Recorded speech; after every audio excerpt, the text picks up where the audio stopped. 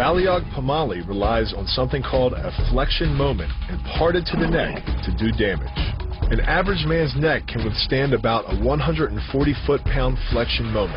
Beyond that, soft tissue and even vertebrae can be crushed. By bringing your weight down fast, this move could easily deliver twice that amount of force. And it wouldn't just end a fight. It could leave your...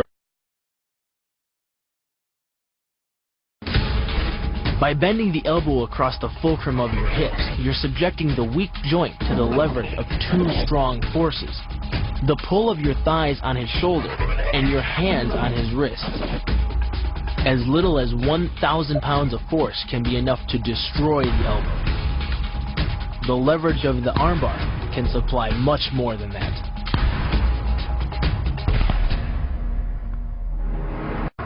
You use the strength of your legs to maintain your dominant position while you secure the choke. Just a few pounds of pressure on the collar of his gi is enough to reduce the blood flow to the brain to a trickle and end the match. Hold this move for 10 seconds and the fighter will black out. Hold it just a bit longer and he's dead. The sacrifice throw is a simple lesson in conservation of energy.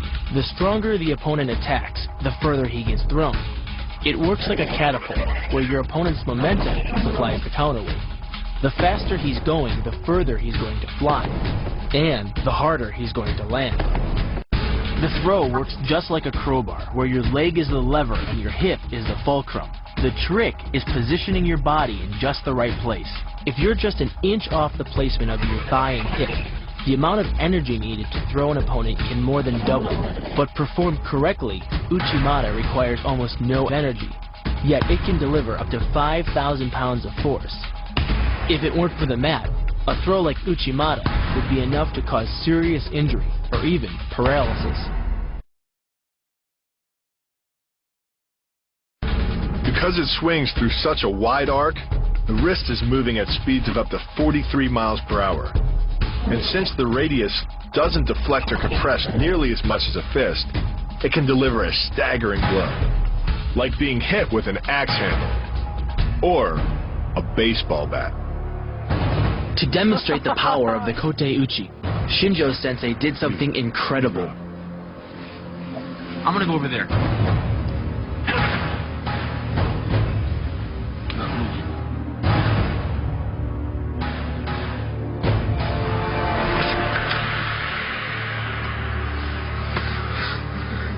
Don't do that to me, please. Yeah, that's crazy.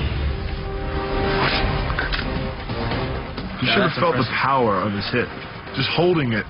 I mean, I've held on to 350-pound men in football, and I could barely hold the bat when his wrist came through there. It came through with such power and force and just shattered this thing like a toothpick. Unbelievable. In a fight, this move could easily generate enough force to crush the soft tissue of an opponent. But the key is rotating your fist 180 degrees right before it strikes the intended target. The twisting snap of the arm maximizes the speed of the punch and magnifies the force of the blow by concentrating the impact on the first two knuckles of your hand. Done correctly, it can deliver as much energy as a bowling ball dropped from the top of a house, more than enough to cause soft tissue damage or break a rib. The block works by taking the opponent's blow at an angle, which deflects the energy of the blow away from the vulnerable torso. The harder you block, the further his blow will be deflected, and the more open he'll be to a counter-strike. Because the area of impact is focused on a small part of the foot, it magnifies the force of the blow, making it capable of dropping 1,000 pounds of force on your head. It's like getting whacked in the head with a Louisville Slugger.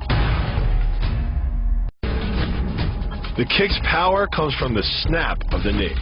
The snap is created when the quadricep, the largest muscle in the body, contracts and pulls the tendon connecting to the foot over the knee.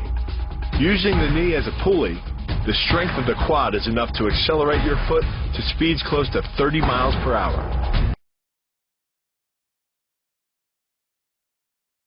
This kick is all about speed.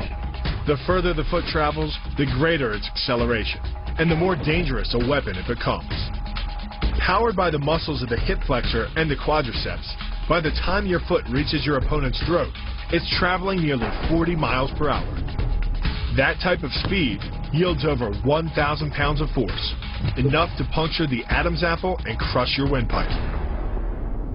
The power of the takedown is derived from the simple mechanical advantage you hold over your opponent. By wrapping up his striking leg at the upper thigh, you've placed your opponent in what's called conditional stability. If he remains stationary, he could technically maintain his balance indefinitely. But by driving him backward and initiating a sweep of his other leg, you've added two destabilizing factors, and the loose center of gravity simply cannot hold.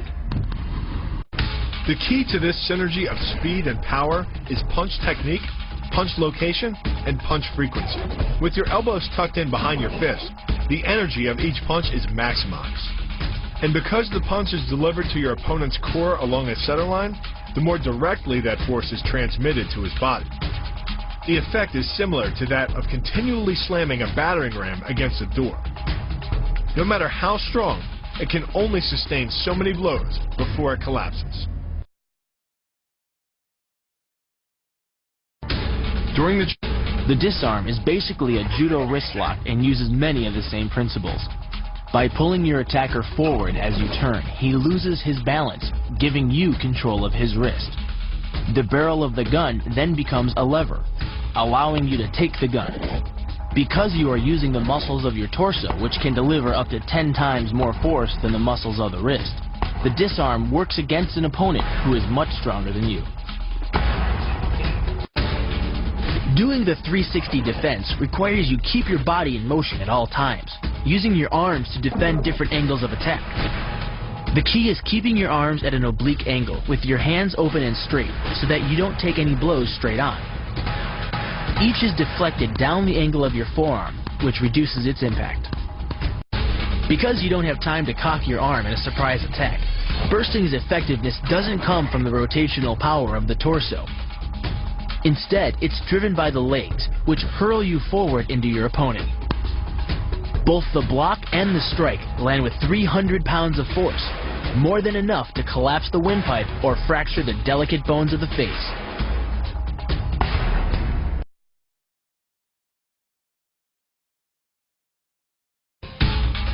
But the real damage from the knee bar doesn't come from gravity. It comes from leverage. Once the knee is locked, your hips act like a fulcrum, and his leg acts like a lever, multiplying any force you apply. So even though the ligaments and tendons around the knee can sustain 1,700 newtons of force, the knee bar can load a lot more than that, enough to completely destroy the joint. By taking control of your opponent's leg, you turn his hip into a pivot point. And there are two forces being imparted about the pivot point, one by the arm above and one by the sweep below. These forces act as a couple, resulting in your opponent's rotation that slams him right to the deck. And given the speed of rotation and the force of gravity, that impact could cause permanent injury.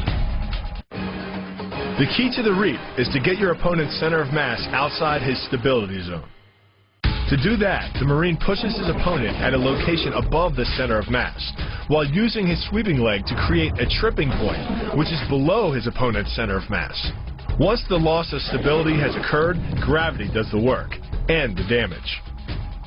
On the ground and on his back, your opponent is now vulnerable to any number of finishing strikes.